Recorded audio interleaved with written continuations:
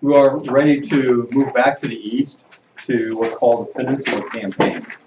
The last time we saw that Grant has been active out in the western theater of the war along the upper Mississippi River, capturing several forts there. And so the Union is beginning to take control in the northern part of the western theater. Oh, let me collect your homework. Sorry for that like that. Just pass your assignment to Stephen, and he will put them on my desk. That is Milliken, page 5, part 1. Make sure your name's on it, yes. I did this last night and I left my binder at home.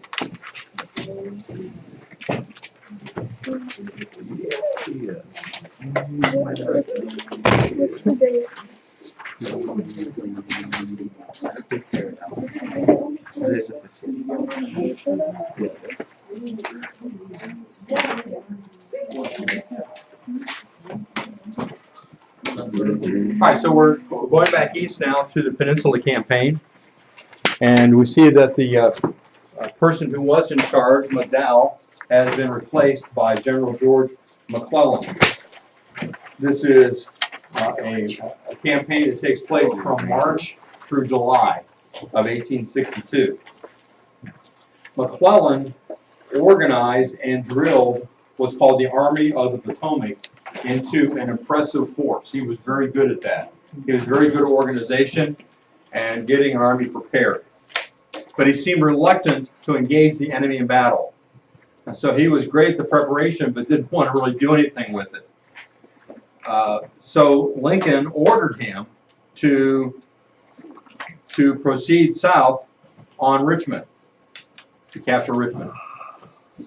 Now, you might speculate that one reason why McClellan was reluctant to go into battle may have been because he had recently become a Christian.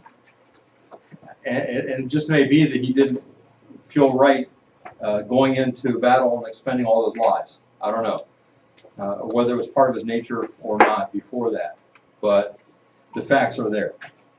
McClellan felt he had a better plan than to do what Lincoln suggested. He had gathered some 100,000 men, 15,000 horses and mules, and 260 cannons. So he had quite a formidable force. But Lincoln said, you got to do something with it. Here's a picture I thought you might be interested to see some of the weapons that were used at the time. Here's the rifled musket, 1861. So it's still a single-shot rifle.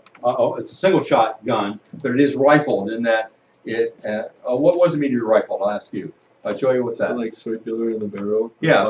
What does that do for? Makes targeting more accurate. Yeah, because if a bullet is spinning, it's going to go straighter. Just like throwing a football, you want to have a good spiral, right? It's going to go straighter. If it's wobbling, that's not so good. Now, if you're throwing a baseball, if it's wobbling, that's good, because then the hitter can't hit it as well. And so, if you take the spin off of a baseball, if you can throw it without a spin, what's that called? A knuckleball. A knuckleball. And it dances around, and nobody knows where it's going to go. But if you're shooting a gun, you want to know where it's going to go. And with muskets, that wasn't the case. You weren't sure. So rifling gave it more accuracy. But these are still, you can see the flintlock here. You're still loading it one at a time. Here's the bayonet that goes on the end. Because with that kind of warfare is predicated upon the idea you fire, and then it takes a while to get your next shot. You might reload several times, but the idea mostly is fire and then charge with the bayonets. Here's the U.S. another 1855 model. Here's the Navy revolver, a Colt revolver. This is revolver means that the chamber revolves, so you get more than one shot out of it. It revolves every time you shoot, bringing another bullet into the chamber. Here's a carbine rifle. As you can see, it's a shorter barrel. Here's the Remington Army revolver. And these were prized possessions among the Confederates that they found officers in the Union that were dead on the battlefield or captured. And here's a repeating carbine. So this enabled the shooter to not have to load every bullet. There was a way for the bullet to come up into the chamber. So those are some examples of the weapons. McClellan thought he had a better plan than just attacking straight down to Richmond. He intended to move his troops up the peninsula between the James and York rivers and attack Richmond from the east. Remember, Washington is more or less to the north. So he wants to come down further, closer to Richmond and come up a peninsula and attack from the east, and then send another army from the north. And so he would get them coming from two sides. Now, it's at this time that we have a tremendous development in sea warfare that takes place. And this is the most important battle, or the most famous battle, takes place between what are called the Monitor and the Merrimack. The Confederates were the first to unveil a new weapon, an ironclad ship, a ship that has iron on the side to protect it from the cannonball from the other ships. And that was the USS Merrimack, which was actually a ship they had captured from the north and then put iron sides on it. And they renamed it the CSS Virginia. Interesting that in the history books, in the popular knowledge, it's still called the Merrimack, but they renamed it. This vessel was virtually impregnable and easily sunk two large northern warships. Well, the Union was also working on an ironclad ship, and so they built the USS Monitor, and that arrived from New York to engage the Merrimack in battle. They fought a 4-hour battle, and the Merrimack, or the Virginia, finally withdrew. This first clash between iron warships spelled the end of the age of wooden ships. From this time on, they're always looking for ways to make ships out of iron rather than wood, because they can withstand a battle. At the same time, we also have the Confederates working on a submarine. Here is the H.L. Hunley, which is a sub. There's a story about it, pictures over here on the bulletin board. Just not too many years ago, I don't know, maybe it's 10, maybe 15 years ago, this was discovered down off the coast, down in the water, and they were able to bring it up, and they found the bodies inside of the men that were on it when it malfunctioned, wasn't able to come up, and then died. But certainly innovation. Now the way that they operated was they would go underwater, and they had this protrusion here in the front, and what they would do is ram a ship, create a hole, maybe even have an explosive there to explode the ship, but basically you're creating a hole in the ship to make it sink, and then withdraw. And because they're underwater, nobody can see them coming. This picture simply shows the widespread use of morphine during the war. When a soldier was brought wounded to the hospital tent, they had little that they could do for all the pain. Many times they sawed off limbs without any form of analgesic at all. But then they started using morphine, and morphine was used so much for pain that soldiers became addicted to it. And so as the war went on, and even after the war, there were many soldiers that were addicted to morphine. Back to the Monitor and the Merrimack, here's another drawing of the battle. The CSS Virginia, or Merrimack, is on the left. The Monitor is on the right. You can see that the Monitor has the advantage of this rotating Garrett, so it can rotate its major gun around. The Merrimack had to get in position to use their gun. Here's an actual picture of the Monitor after the fight, and you can see there are some indentations here where the Virginia fired cannonballs.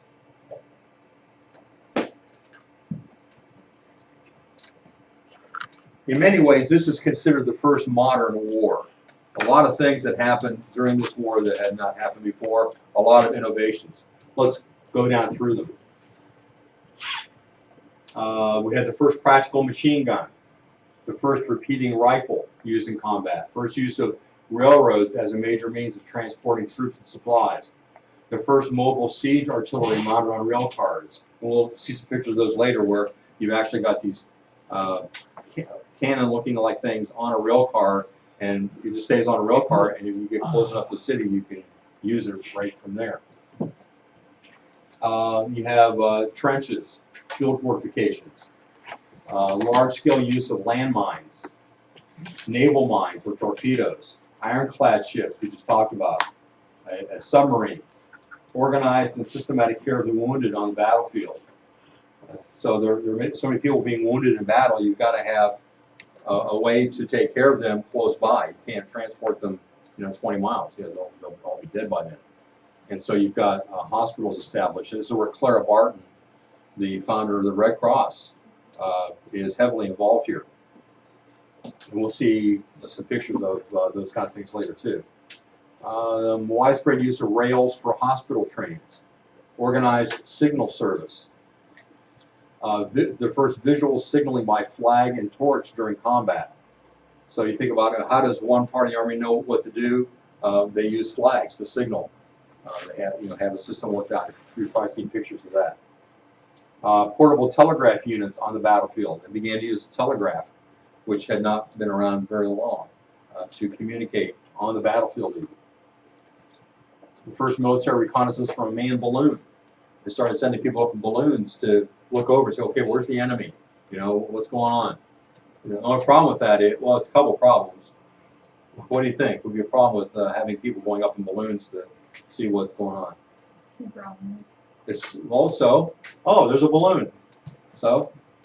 That's pretty obvious. Yeah, it doesn't have to be a secret, right?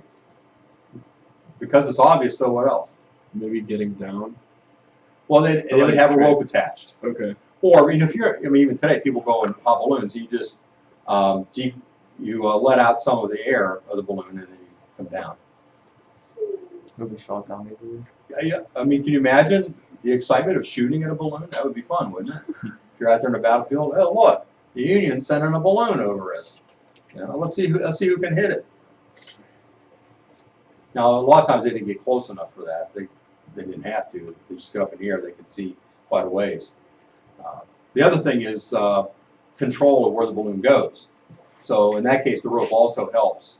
But if you just put a balloon up, it's going to go wherever the wind takes it, and it might take you right over the enemy lines and into enemy territory. Who knows? But they were useful. Let's see. The first draft. What's a draft? It's not cold air coming under the door. Stephen. You're just like taking names, and whoever's name that you take out has to go into. Yeah, so all males have to register, all adult males, and so they are not volunteer. The person is told you're joining the Army. Do we still have a draft today? You don't actually have a draft, but you have to register for it anyway. So all young men, when you turn 18, have to register for the draft. We haven't had a draft in a long time, but you're registered just in case. In case we go to war, we want to know where all of you young, able-bodied men are, so we can get you out there fighting. The first organized use of Negro troops in combat, and that was on the Union side, although they weren't. We'll talk about later how they were used. The first voting in the field for a national election by servicemen. So this is the first time when soldiers are actually voting, and they vote in the 1864 election. Let's see. The first income tax levied to finance the war. It was levied to finance the war. Again, the income tax is unconstitutional at that time. In order to have an income tax today, an amendment had to be passed to the Constitution. Because it was in the Constitution that there would be no income tax, inferred certainly. First photograph taken in combat. Can you imagine that? Now we have cameras out there showing not only, I mean, it used to be, you know, video, but now you can see live what's going on in combat. But here's the first photographs taken in combat and after combat. And the first Medal of Honor awarded an American soldier. So other things you could probably add to that list too. So you can see why this war really changed warfare. Stephen? Who won the Medal of Honor? The first one? I don't know. Was we good? I'll grab it from over. Any other questions? All right. Now, at this time that McClellan is making his plan, there is a diversion in the valley. During the same time period, essentially, General Stonewall Jackson led a brilliant campaign up and down Virginia's Shenandoah Valley in the western area of Virginia. He defeated two separate armies, and he pinned down 50,000 federal troops with less than 15,000 Confederates. So that kept the Union busy. So they couldn't concentrate so much on going after Richmond because they're out there trying to put out the little fires, figuratively speaking, of Stonewall Jackson. Then he slipped out of the valley. You know, they're looking around for him. You know, where's Jackson? We can't find him. Well, he left. And he went to help defend Richmond as McClellan is closing in on it. So here is a painting done by General Jackson as he is in Winchester, Virginia in May of 1862. All right, this Peninsula campaign turns into what's called the 7 Days Battle. So here's McClellan's plan. Come down from Washington, D.C.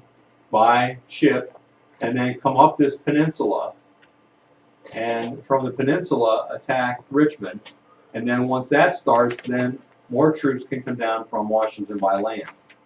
All right, so that's the plan. And in April 1862, 100,000 troops under McClellan moved up the peninsula toward Richmond. However, they were delayed along the way by the outnumbered Army of Northern Virginia, led by General Joseph E. Johnston. Not Johnson, there's a T in there, Johnston. All right, now we're going to come back to this because at the same time, out in the western part of the war, we have Grant pursuing the Confederates, and that's at the Battle of Shiloh. This takes place also in April of 1862. So at the same time McClellan's moving up the peninsula, Grant has captured several forts out in the Mississippi Valley, and he was kind of feeling pretty good about that. He kind of relaxed a little, and so General Albert Sidney Johnston, another Johnston, not the same Johnston that's in fighting in the Peninsula Battle, Albert Sidney Johnston had a force of 40,000 soldiers that attacked a Union force of about equal size near Shiloh. The Union troops were pushed back toward the Tennessee River as night fell. So you can see here, here's the Confederate troops, and they're pushing back the Union, and as night comes, the Union forces are backed up against the Tennessee River. Now, is that a good place to be? The next morning, what do you expect? You expect Johnston's troops to begin fighting again, and what are you going to do? Your backs are against the river. Do you have anywhere to go? No. So you're in a bad spot, and he knows it. They know it.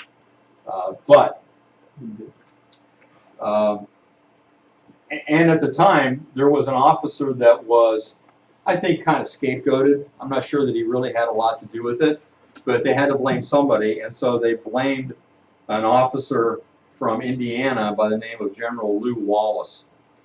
On the first day of the battle, Wallace took his troops down the wrong road, and he arrived late in the evening, so he didn't get there in time. And then afterwards, in order to spare embarrassment to Grant, the government made Wallace the scapegoat and sent him back to Indiana to serve as a recruiting officer. That's quite a come down from being a general in the Army.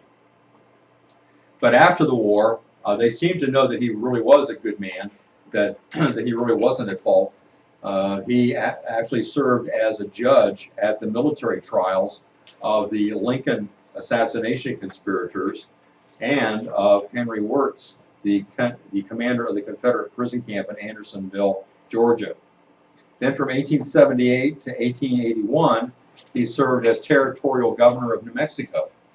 And he had another famous incident happen there. He became famous for offering a pardon to William H. Bonney. Anybody know who William H. Bonney was?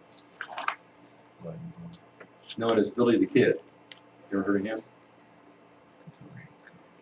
And he offered a pardon to Billy the Kid in exchange for his testimony. Wallace gained his greatest fame, however, in 1888 when he published a book entitled, Where's My Connect Group? Anybody hear my Connect Group? What book did Lew Wallace publish in 1888? A best-selling novel which made him wealthy. Is it the wind thing? The movie we watched? He published Ben-Hur, A That's Tale of the Christ. He had done research to disprove Christianity and became a believer, and so published this novel, Ben-Hur. Highly recommend Ben-Hur to you. Watch the movie at least. The 1950-something movie is good, but the book is always better.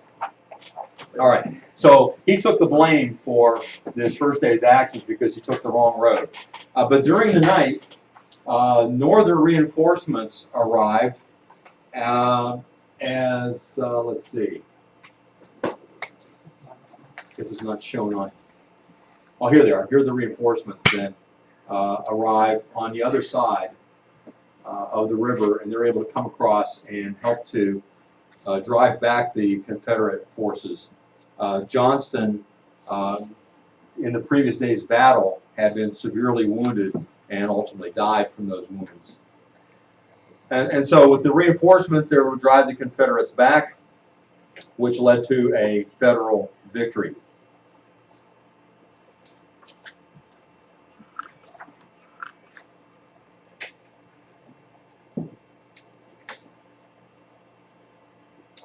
Ironically, Johnston, when he was wounded, ordered his personal physician to care for a group of wounded Union soldiers, and with his physician away, no one knew how to use a tourniquet. No one who was with him knew how to use a tourniquet that he actually carried in his pocket, and so he bled to death.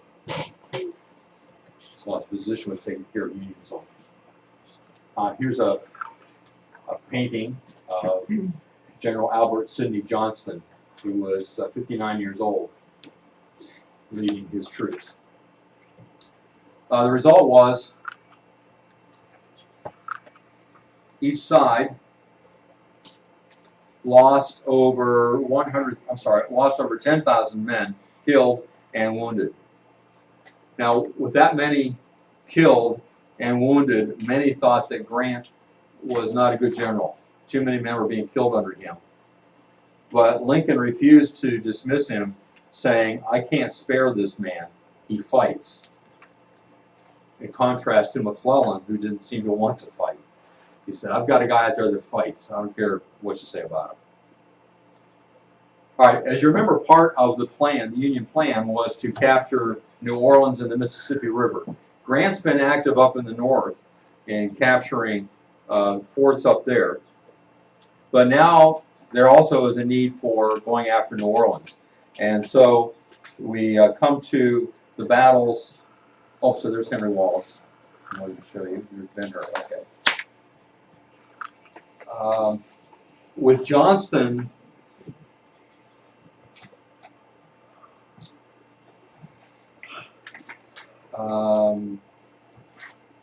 dying, Lee takes command.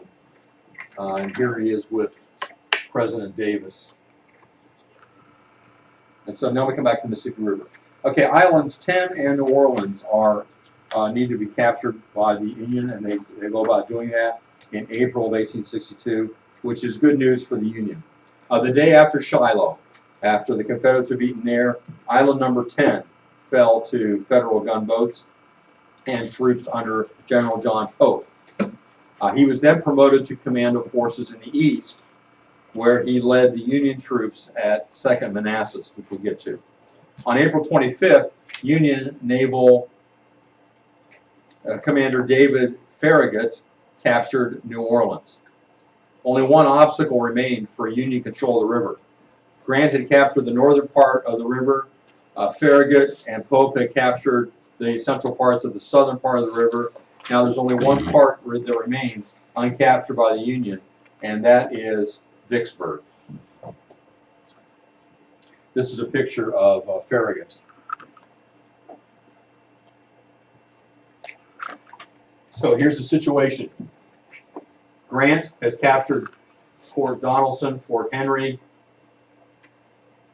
Shiloh. So the Union is gaining control of this area. And then through Farragut and Pope, they gain control of this area. So the only area over which they have no control is Vicksburg. Vicksburg is a fort. It is a city, and it's on the Mississippi River in a very important place. So that if you're trying to come down the Mississippi River, you're not going to get past Vicksburg in either direction. It's a very strongly held fort, and we'll see that that's going to be problematic for the Union. All right, on the last day of May, McClellan was struck by Johnston very hard for 2 days, inflicting heavy casualties on both sides, including the severe wounding of Johnston. And that's when Robert E. Lee takes over.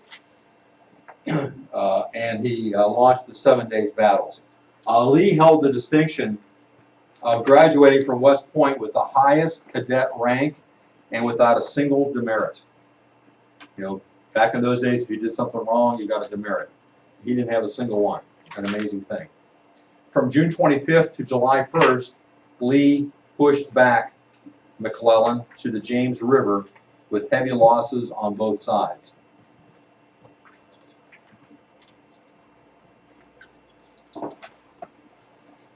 So here's McClellan trying to come up the peninsula. Lee is able to push him back to the James River, which is right here, but heavy losses. The outcome is that this was a Confederate victory, which caused McClellan to be ordered back to Washington, where he would join General John Pope. Okay, I think these are pictures of the battle. We'll get to the outcome here.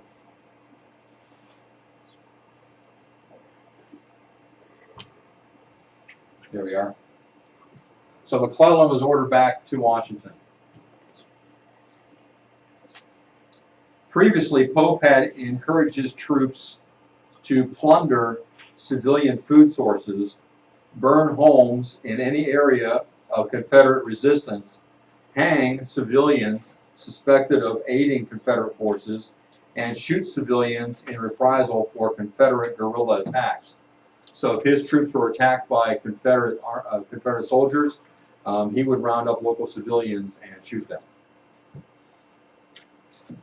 That's the kind of guy Pope was.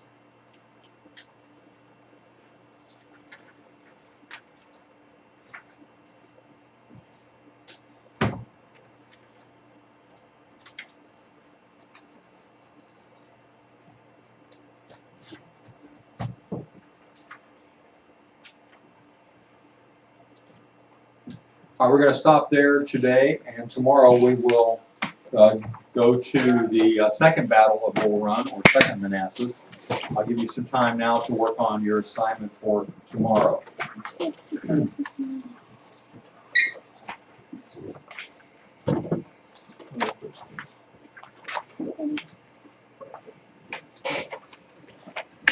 Let's see, actually this won't be due till Wednesday, I think.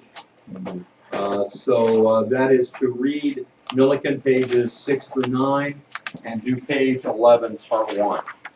read Milliken 69 and do page 11, part 1. Okay, so you have about 7 minutes, you can get started on that. 3, 7, 6, 6, 4, 8, and 6.